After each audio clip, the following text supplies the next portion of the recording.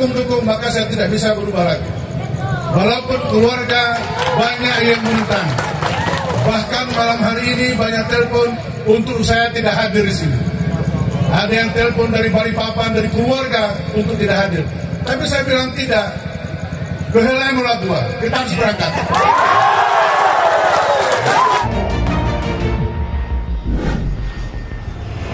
Dan kehadiran Allah Subhanahu wa Ta'ala pada malam hari ini, saya cukup bangga melihat antusias keluarga saya yang ada di pesisir Napa, Wakambang Ura 1 dan Wakambang Ura Induk. Selamat malam. Ya, yang kami hormati mantan Bupati Buton Tengah Bapak Haji Samahudin, dan yang kami hormati calon bupati dan insya Allah akan menjadi bupati Bapak, yang kami hormati saudara saya seperjuangan, sepersensaraan sekolah di bawah dulu, Pak Abdul Muttalib. Ya. Luar biasa beliau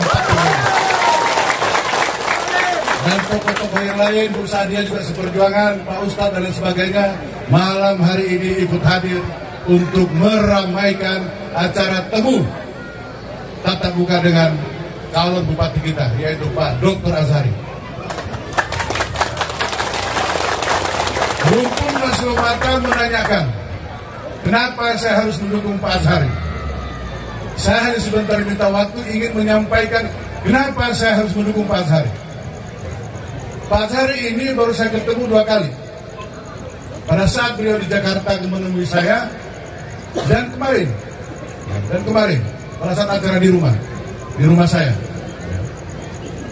Saya ketemu beliau di Jakarta, beliau menceritakan ada niat untuk menjadi calon bupati. Saya tanya, saya bilang Pak Dokter mau menjadi bupati di Buton Tengah itu, bagaimana cara ingin membangun Buton Tengah itu? Di sana lebih banyak batu daripada tanah, saya bilang. Tidak ada industri, tidak ada untuk sumber pendapatan asli daerah. Dari mana Bapak mulai membangun? Oh, dia bilang gampang. Ada beberapa hal. Kita ciptakan Buton Tengah itu menjadi kota pendidikan. Masuk akal. Kalau kampus yang ada di sini dibesarkan, maka akan muncul ribuan mahasiswa masuk di Buton Tengah ini, terutama daerah kita ini, dan itu yang akan membawa devisa, uang masuk dari luar masuk ke daerah kita ini. Masuk akal. Yang kedua, beliau mau meletakkan Buton Tengah ini menjadi kota santri. Bayangkan, kalau ini menjadi kota santri, 2 hal fundamental kualitas manusia dibangun dari pendidikan umum dan pendidikan agama. Inilah cita-cita mulia seorang pemimpin yang menurut saya sangat luar biasa. Itu yang membuat saya terbertik untuk mendukung beliau, ya. Yang membuat saya bergairah untuk mendukung beliau. Kenapa tidak yang lain? Jadi beliau duluan menyampaikan visi misi dengan saya, maka saya langsung oke, saya bilang, kalau begitu saya dukung. Sekali saya umum dukung, maka saya tidak bisa berubah lagi. Walaupun keluarga banyak yang menentang, bahkan malam hari ini banyak telepon untuk saya tidak hadir di sini. Ada yang telepon dari Balikpapan, dari keluarga untuk tidak hadir. Tapi saya bilang tidak.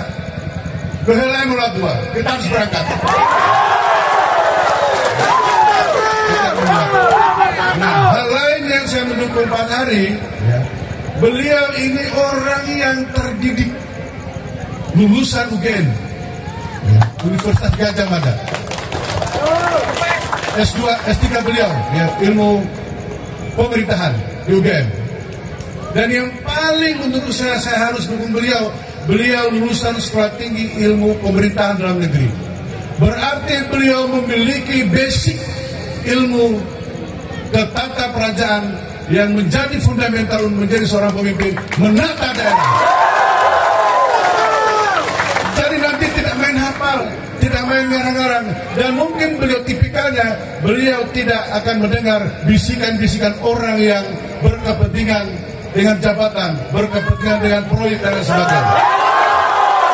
Karena memiliki kemampuan. Buktinya beliau diisukan sombong, diisukan Kalsel tinggi hati, ada yang susah dengar. Bapak dan ibu sekalian kahitieku, orang yang IQ-nya tinggi itu memang nampak kayak sombong. Bapak tahu, ibu tahu, Habibie kalau bicara karena menguasai momentum, menguasai hal yang dia kuasai, ya, maka omong itu lepas, ya, pandai, terkesan sombong, terkesan tinggi hati. Tapi tidak, begitulah orang yang IQ-nya tinggi, memiliki ilmu, memiliki kemampuan. Kalau Soekarno Presiden RI kalau ngomong berapi-api karena menguasai persoalan. Hati-hati ya dengan orang.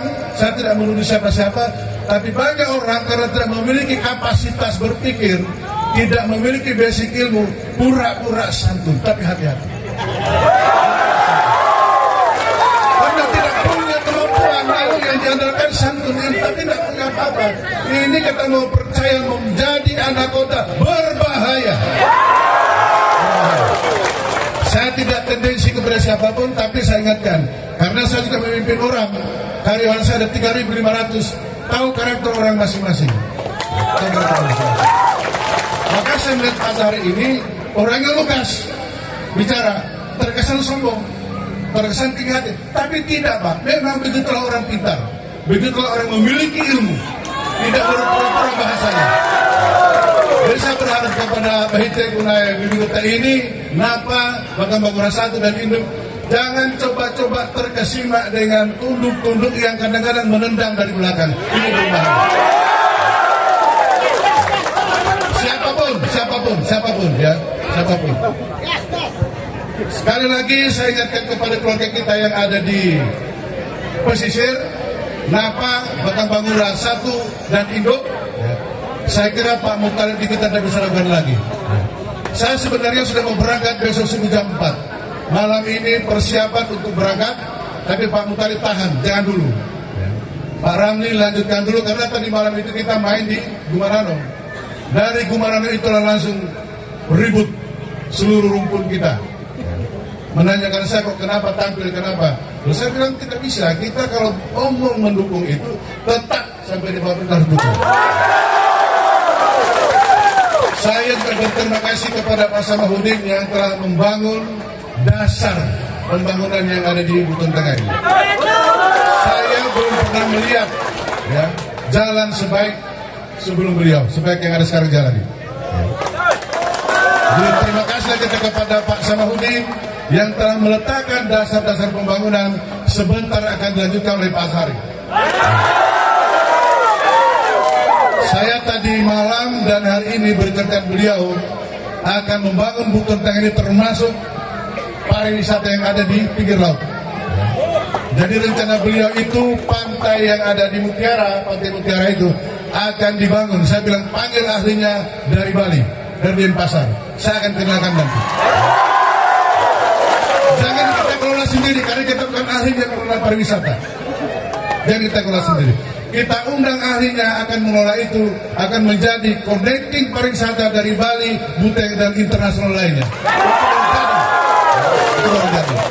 Dan Pak Zahri sudah oke. Terakhir, saya pesan dengan Pak Zahri, karena seberapa saya dengan beliau, pada saat nanti Bapak terpilih, jangan langsung membagi-bagi jabatan kepada orang-orang yang tidak jelas. Saya pesan dengan beliau langsung menetapkan tim untuk survei kepentingan masyarakat. Berapa jumlahnya anak-anak yang gagal sekolah? Itu langsung didata.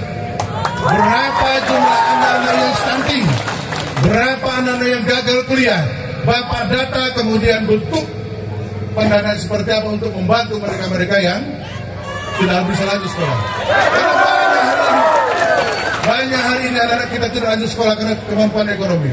Banyak ibu-ibu yang melahirkan anaknya tidak sehat karena kemampuan ekonomi kurang. Maka saya minta Pak Zahri, tolong didata Pak. Langkah pertama Bapak bentuk tim untuk mendata mereka-mereka yang tidak lulus sekolah tapi terlanjut kuliah, mereka yang terlanjut dari SD ke SMP, mereka yang terlanjut dari SMP ke SMA dan lain sebagainya.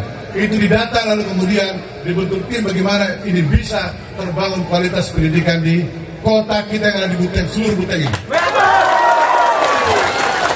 Terakhir, Saya sangat kecewa.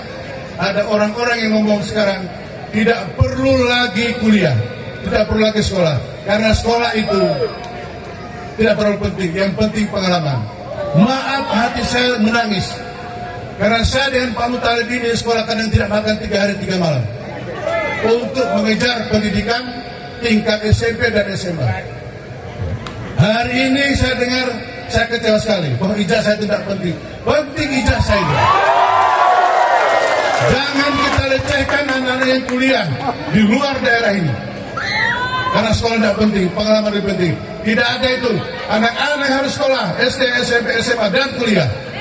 Jangan dilecehkan mereka. Saya sendiri dengan Pak Muttalib dan teman-teman yang lain, Sadia ini, kadang-kadang tidak makan 3 hari 3 malam. Ini kawan satu di depan ini. Ada yang mulai mengambil nomor dia makan, tidak naik lagi kita punya kampus ini. 3 hari 3 malam tidak makan. Hari ini orang ngomong sekolah tidak penting, itu namanya melecehkan kaum muda. Tidak bisa, penting sekolah. Mana bisa masuk polis kalau tidak ada pendidikan yang baik? Mana bisa masuk tentara kalau dia tidak punya pendidikan, tidak punya ijazah yang benar? Tidak bisa. Penting sekolah itu. Makanya Pak Sari jangan lemahkan anak-anak yang mau lanjut pendidikan, Pak. Tetap didukung, tetap disupport. Dan judulnya sekolah itu sangat penting. Pendidikan itu sangat penting. Kita berharap ya, setelah pendidikan baik di kota ini, maka akan muncul manusia-manusia yang berkualitas. Calon-calon pemimpin yang memiliki pendidikan yang baik. Ya. Pemimpin di kabupaten, pemimpin di tingkat provinsi, dan bila perlu tingkat nasional. Kita tidak boleh menyerah kepada orang-orang lain. Kita tidak boleh minder dengan orang Jawa. Kita tidak perlu malu dengan orang Sumatera. Kita tidak perlu malu dengan provinsi-provinsi lain, Sulawesi Selatan. Sulawesi Tenggara, Buteng khususnya harus tampil sebagai pemimpin di daerahnya, bahkan dalam luar daerah yang lain. Saya kira demikian. Kalau saya tanya siapa Bupati Buton Tengah 2024, jawabannya beliau. Hanya hari. Siapa Bupati Buton Tengah 2024? Nomor berapa? Baik. Siapa yang memimpin Buton Tengah ke depan? Assalamualaikum warahmatullahi taala wabarakatuh.